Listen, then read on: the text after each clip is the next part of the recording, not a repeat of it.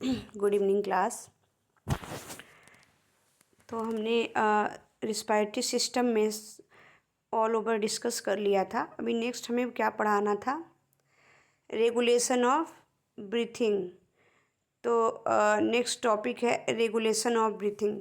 तो what is the regulation of breathing? Regulation of respiration control is the rate and depth of respiration as per the physiologic demand. It means regulation of respiration control is the rate and depth of respiration। मतलब जो regulation of respiration है उसमें क्या होता है? Control is the rate and depth of the respiration as the per the physiologic demand. जैसी हमारी body की डिमांड होती है उसके according. Control of the respiration primarily involve in the neurons in the reticular formation of the medulla and pons. Means क्या है कि हमारी जो रिस्पिरेशन है इसको कंट्रोल प्रीमली इन्वॉल्व कौन कौन सा न्यूरॉन्स होता है? Basically reticular formation of medulla pons, जो कि क्या करता है? कंट्रोल करने का काम करता है किसको? रिस्पिरेशन को। Because the medulla set the respiratory rhythm. जो मेडुला है वो सेट करता है respiratory rhythm. The purpose of regulation of respiration, क्या पर्पज होगा? क्यों रेगुलेट करते हैं? The maintain constant oxygen and carbon dioxide level in blood. अगर हम प्रॉपर एक वे में रिस्पिरेट मतलब ब्रीथ करते हैं, अगर रेगुलेशन ऑफ रिस्पिरेशन है तो क्या होगा? मेंटेन रहेगा एक प्रॉपर कांस्टेंट फॉर्म में ऑक्सीजन एंड कार्बन डाइऑक्साइड का लेवल। कहाँ पे? हमारे ब्लड में। नेक्स्ट क्या है? It adjust oxygen supply as the per the metabolic demand of the body.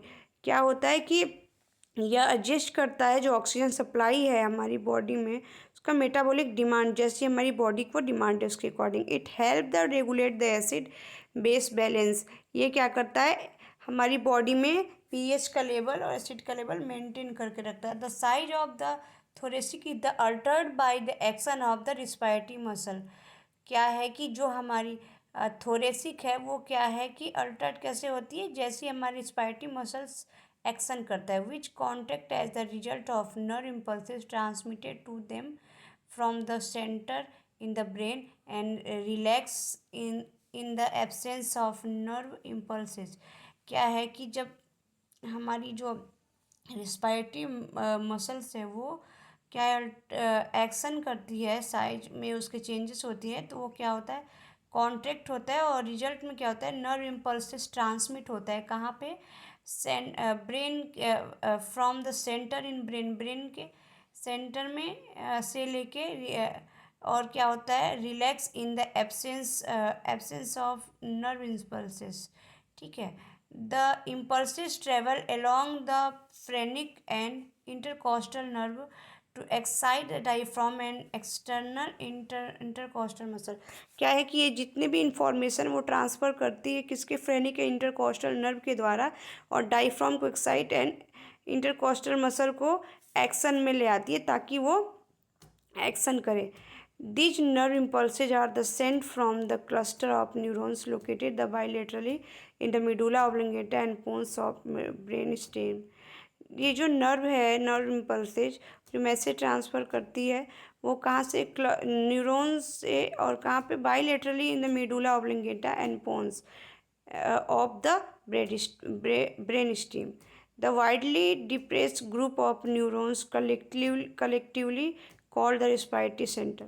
जो ग्रुप ऑफ न्यूरॉन्स है डिप्रेस वाइडली उसको हम क्या कहते हैं? Respiratory centre.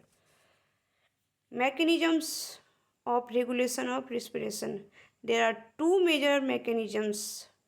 First one nervous regulation of respiration, दूसरा chemical regulation of respiration.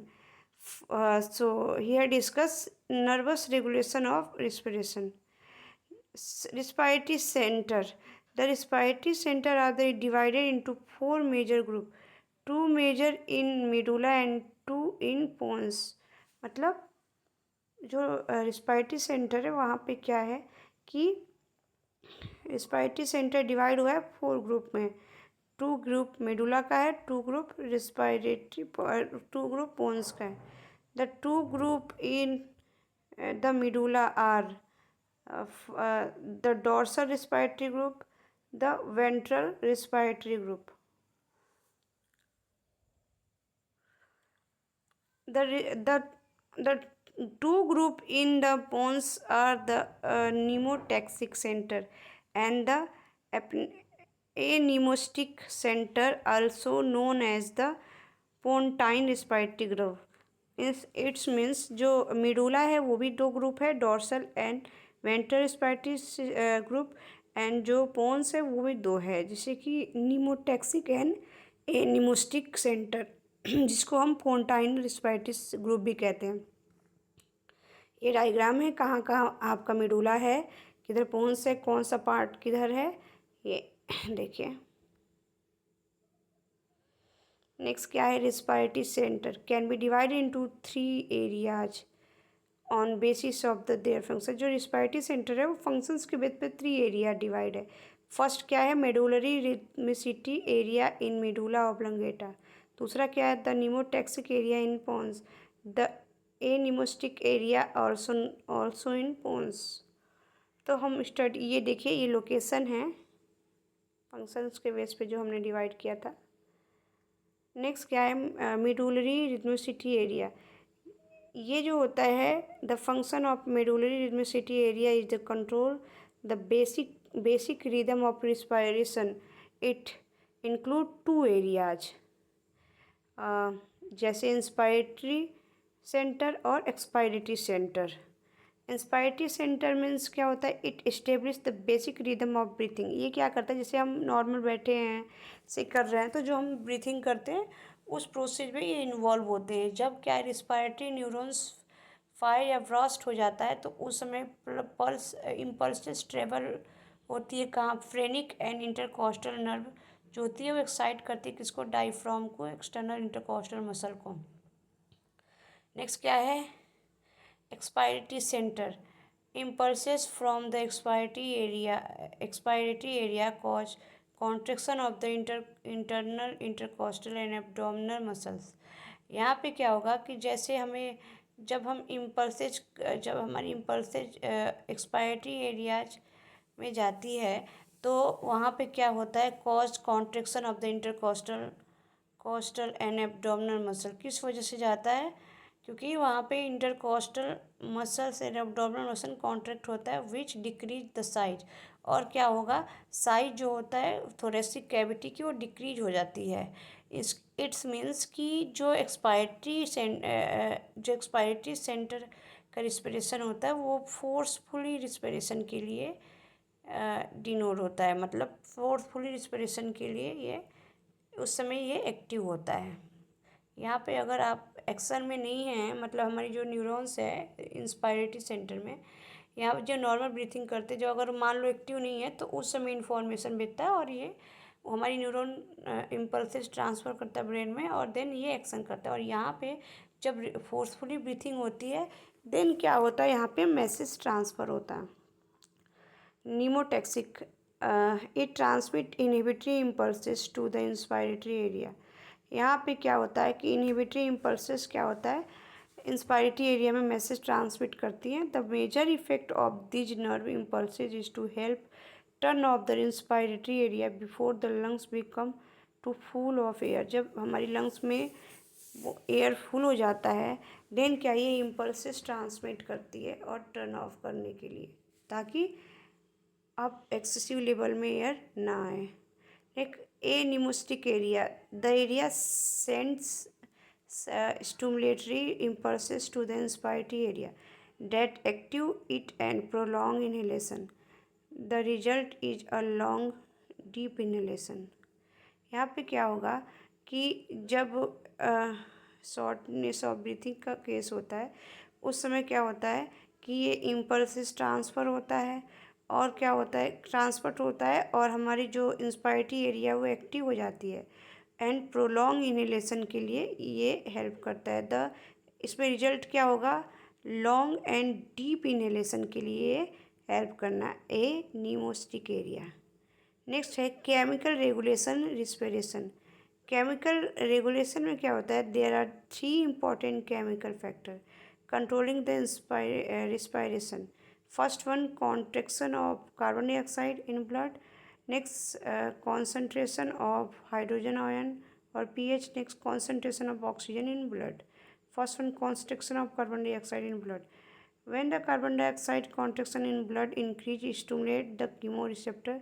There are two group of chemoreceptor. जब हमारे ब्लड में कार्बन डाइऑक्साइड का लेवल बढ़ जाता है तो हमारी रिसेप्टर एक्टिवेट होती है। दो तरीके की रिसेप्टर होती है, peripheral receptor and central receptor. Peripheral का काम क्या होता है? Situated at the carotid body and aortic body, यहाँ पे सिचुएटेड होता है। और जो सेंट्रल कीमो रिसेप्टर है वो सिचुएटेड कहाँ होता है? मेडुला ऑब्लिंगेटा के पास। ये क्या करता है? जब कार्बन डाइऑक्साइड का कॉन्सेंट्रेशन ब्लड में इंक्रीज होता है तो स्टिमुलेट करता है कीमो रिसेप्टर को। Transmission of sensory impulses to the respiratory centre. तो फिर क्या होता है? रिस्पायरेटरी सेंसर में इम्पल्सेज ट्रांसफ़र होता है। फिर एक्टिवेशन ऑफ रिस्पायरेटरी सेंटर, जो हमारा रिस्पायरेटरी सेंटर है वो एक्टिवेट होता है। Increase the activation of the respiration rate and depth. और क्या होता है कि हमारी जो एक्टिवेट हो जाता है हमारी रिस्पिरेशन का rate and depth. Increase the alveolar ventilation, और हमारी एल्वोलर वेंटिलेशन भी इंक्रीज होता है। फिर क्या होता है? कार्बन डाइऑक्साइड को डिक्रीज करने के लिए एक्सपल्सन होता है और ब्लड में हमारी कार्बन डाइऑक्साइड का लेवल कम हो जाता है। concentration of the hydrogen ion or pH. When the concentration of the hydrogen ion increase, जब हमारी ब्लड में कॉन्सेंट्रेशन इंक्रीज होता है हाइड्रोजन आयन का तो पेरिफेरल कीमोरिसेप्टर स्टिमुलेट होता है। Hydrogen ions diffuse with the carbon dioxide form carbonic acid. Carbon dioxide के साथ मिक्स होकर कार्बनिक एसिड बनाता है to cross the blood brain barrier, then dissociate into the hydrogen and the hydrogen and the hydrocarboxide. Thereby hydrogen ion stimulate the central chemoreceptor, then the respiratory center. क्या है कि यहाँ पे जब mix होगा तो ब्लड बैंक बैरियर को cross कर जाएगा और डिसोसिएट अलग भी हो जाएगा। और क्या करेगा? ये स्टिमुलेट करेगा सेंट्रल कीमोरिसेप्टर्स को। रिजल्ट में क्या आएगा? Reduction in the level of carbon dioxide in blood, और ब्लड में कार्बन डाइऑक्साइड का लेवल कम हो जाता है। This will in turn decrease the concentration of hydrogen ion. और क्या होगा? जो हाइड्रोजन आयन की कॉन्सेंट्रेशन है वो भी क्या है? ब्लड में कम हो जाता है। और पीएच का लेवल जो है ब्लड में वो क्या होता है? नॉर्मल हो जाता है। नेक्स्ट क्या है? Concentration of oxygen in blood. जब हमारे ब्लड में ऑक्सीजन का लेवल क्या है? कम होता है तो स्टिमुलेट होता है पेरिफेरल कीमोरिसेप्टर और ट्रांसमिशन करता है इम्पल्सेज रिस्पायरेटरी सेंटर में, और रिस्पायरेटरी सेंटर एक्टिवेट हो जाता है और वहाँ पे रिस्पायरेशन का डेप्थ एंड रेट इंक्रीज होता है। और इधर क्या होगा? Increase alveolar ventilation, alveolar ventilation increase होता है। उसके अलावा फिर ऑक्सीजन इंटेक बढ़ जाता है। उसके बाद क्या होता है? हमारी ब्लड में ऑक्सीजन का लेवल बढ़ जाता है, मतलब मेंटेन हो जाता है। इधर क्या है? Respiratory system terminology: apnoea, tachypnoea, bradypnoea, dyspnoea, hypoxaemia, hypoxia, hypercapnia, hypocapnia. ये क्या है? टर्मिनोलॉजी है।